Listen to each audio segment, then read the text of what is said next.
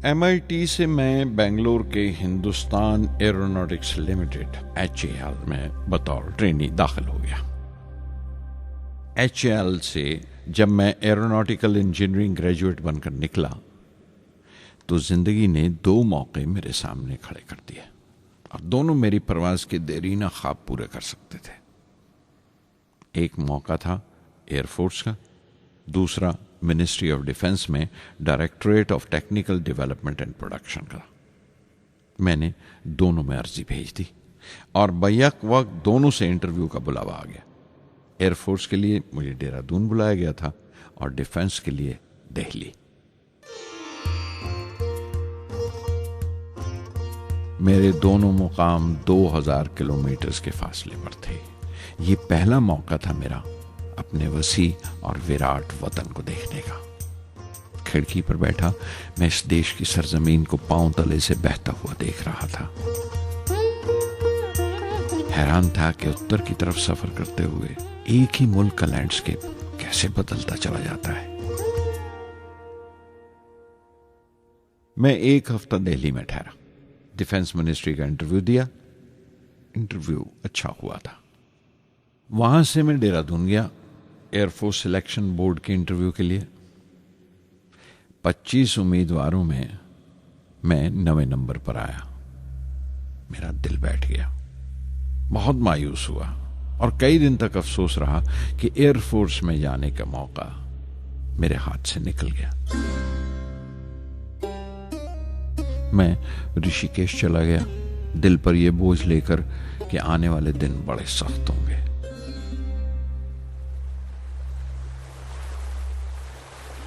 गंगा में स्नान किया और फिर चलता हुआ पास की पहाड़ी पर शिवानंद आश्रम तक पहुंच गया। स्वामी शिवानंद से भेंट हुई। देखने में बिल्कुल गौतम बुद्ध लगते थे।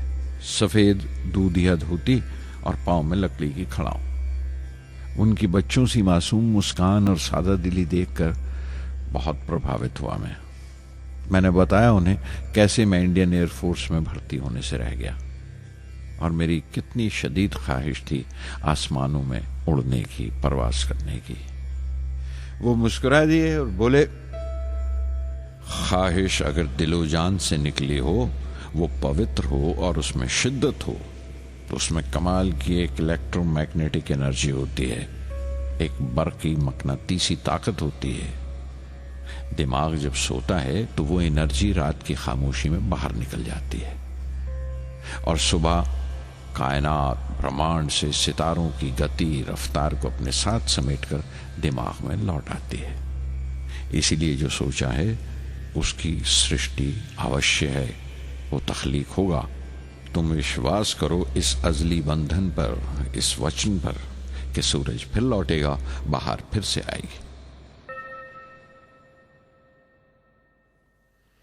मैं दिल्ली लौट आया, डिफेंस से अपना इंटरव्यू का नतीजा दरियाफ्त किया।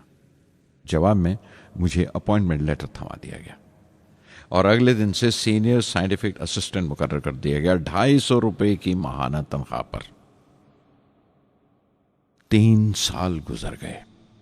उन्हीं दिनों बेंगलोर में एरोनॉटिकल डेवलपमेंट एस्टेब्लिशमेंट ADE का एक नया महकमा खुला और मुझे वहां पोस्ट कर दिया गया। बेंगलोर कानपुर से बिल्कुल मुख्तलिफ शहर था। मैं अपने डायरेक्टरेट की पोस्टिंग का पहला साल वहां गुजार चुका था। दरअसल हमारे देश में ये एक अजीब तरीका है, एक अजीब सा ढंग है अपने लोगों को हद दर्जा तक निचोड़ लेने का, जो हमारे लोगों को इंतहा पसंद बना देता है। शायद इसलिए कि सदियों इस देश ने गैर मुल्की तहजीबों के जख्म भी खाए हैं और उन्हें अपने दामन में जगह भी दी है। अलग अलग हुक्मरानों से वफा करते करते हम अपनी हैसियत, अपनी यकताई खो बैठे हैं। बल्कि हमने एक और ही किस्म की खूबी पैदा कर ली है कि एक ही वक्त में रहम दिल भी हैं और बेरहम भी, हसास भी हैं और बेहिस भी। जितने गहरे हैं उतने ही सतही। ऊपर से देखो तो हम बड़े खुश रंग और खूबरू नजर आते हैं, लेकिन कोई गौर से देखे तो अपने हुक्मरानों की एक बेढब नकल से ज्यादा कुछ नहीं है। मैंने कानपुर में कल्ले में दबाए हुए पान वाले नवाब वाजिद अली शाह के नकलची बहुत देखे। और बेंगलोर में फिरंगियों के अंदाज में कुत्ते की जंजीर थामे टहलते हुए साहिबों की कमी नहीं थी। बेंगलोर में रहकर मैं रामेश्वरम की सुकून और गहरे शांत वातावरण के लिए तरसता था।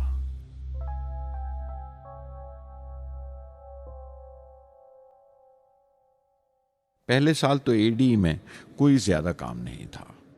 एक प्रोजेक्ट टीम बनाई थी कि 3 सालों में एक स्वदेशी हॉवरक्राफ्ट तैयार करें, और वो वक्त से पहले तैयार हो गया। नंदी उसका नाम रखा गया, शिव की सवारी के आधार पर। उसका डिजाइन हमारी उम्मीद से ज्यादा अच्छा था, लेकिन मैं सख्त मायूस हुआ जब आपसी कंट्रोवर्सीज की बिना पर सारा प्रोजेक्ट बालाए ताक रख दिया गया, बंद कर दिया गया। Professor MG Menon, Tata institute of fundamental research के डायरेक्टर, एक रोज अचानक ही हमारी जांच पड़ताल को आ पहुंचे। नंदी का जिक्र निकला। मुझसे पूछताछ करते हुए उन्होंने ख्वाहिश जाहिर की एक 10 मिनट की उड़ान के लिए। उसके 1 हफ्ता बाद की बात है।